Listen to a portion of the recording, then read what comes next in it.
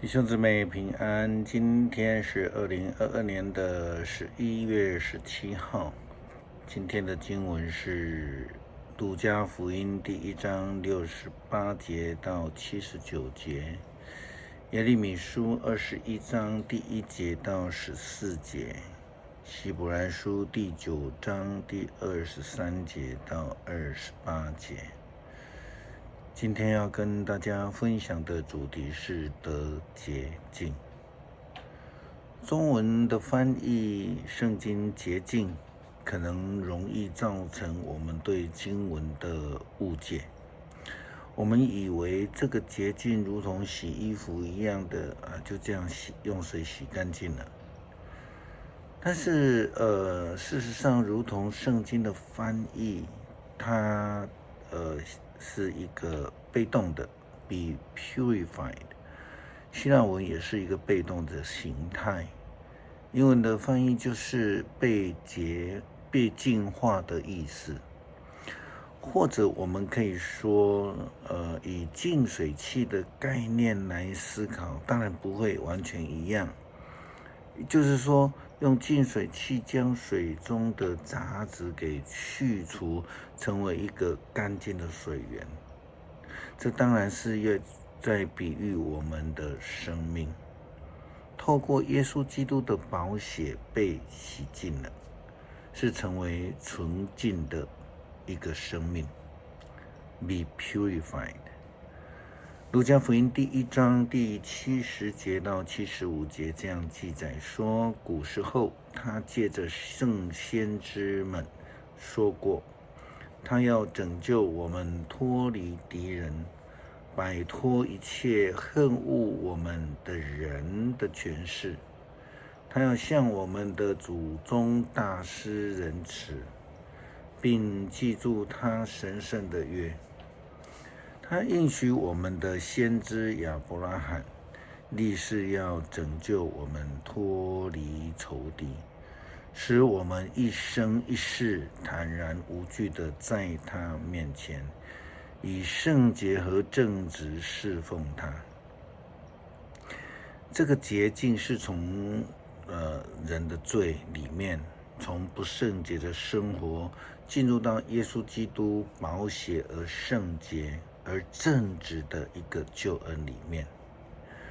基督徒必须要被洁净，然后才能够成为受呼召的基督徒，所谓的选民，然后就成为如同施洗约翰一样，过着圣洁生活，见证复活的救恩。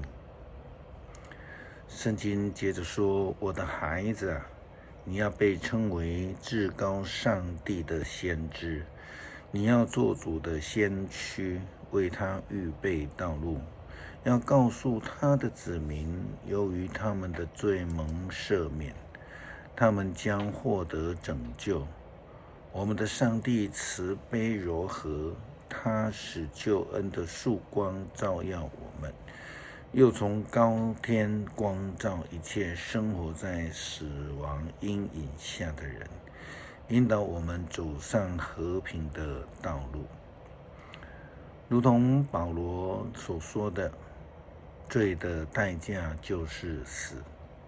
因此我们看到了耶利米先知对于背离上帝道路的以色列人这样预言：巴比伦王尼布甲尼撒正率领军队围困这城，请替我们祈求上主，也许他会为我们行神迹，迫使尼布甲尼撒撤退。于是我把上主对我说的话转告他们，要他们告诉西底家，上主以色列的上帝这样说：西底家，你的军队跟尼布甲尼撒王和他率领的军队正在作战。我要打败你的军队，把武器堆积在城中心。我要用全部的力量，在愤怒、义愤和烈怒之下痛击你们。我要杀光城里所有的居民，人和动物都要因疾病而死亡。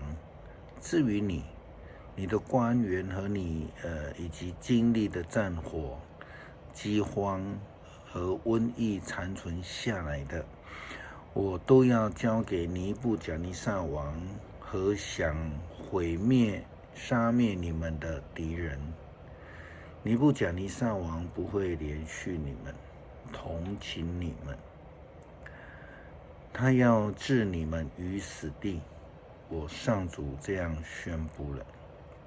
接着，上主吩咐我对人民这样说：看啊，我上主把活路、死路都摆在你们面前，让你们自己选择。留在这城里的人，要不是战死，就是饥饿，或是病死。但是在城外向围困你们的巴比伦投降的人，不至于死，却有机会来逃生。我定义惩罚这城，毁灭这城，我要把它交给巴比伦王，他要烧毁这城。我上主这样宣布了。这是先知对于以色列犹大王西底家所说的预言。这是背离上帝的以色列人将会要面对的困境，因为人们虽然听了先知们的提醒以及预言，其实他们仍然我行我素，继续背离上帝的道路。保罗说，心里相信口里承认的人必要得救。 OK， 那就是说接受的人才能得救，拒绝的人只能继续在罪的道路上面来走，直到他们遇见了苦难。虽然上帝差遣许许多多的先知，又赐下耶稣基督的救恩，但若世人不愿意接受的话，也无法得到救恩，无法得救，不能被称义，没有被圣别。希伯来书第9章23节，这些仿照天上的样式所造的器皿，必须用这方式洁净，但是天上的器皿必须用更好的祭物去洁净。明白的说到洁净的真正意义，就是用更好的祭物去洁净，而不是用所谓的清水啊、清洁剂啊这种清洁的方式。这个更好的祭物其实指的是耶稣基督。希伯来书说到，基督并没有进入人手所造的圣所，那不过是真的圣所的副本。他进到天上，替我们站在上帝的面前。犹太人的大祭司每年带着牲畜的血进入到至圣所，但是基督无需多次献上自己，否则从创世以来，他就多次忍受苦难了。基督一次献上而尽全功，在这末世把自己当作祭物献上，来洁净罪。到的时候，人人必有一死，死后就有上帝的审判。同样，基督也一次的献上，除掉了许多人的罪。他要再一次的显现，不是来对付罪，而是来拯救迫切等候他的人。希伯来书谈到了耶稣基督，说他是大祭司，也更提到了耶稣基督是把自己当成祭物来献上，成为洁净罪的工具。也因此，我们接受了耶稣基督宝血的人，就必能够得到洁净。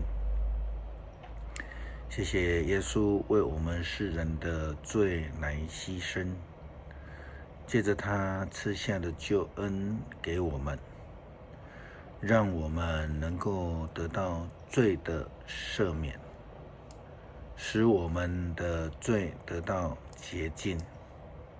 感谢祷告，奉主耶稣基督圣名求，阿们。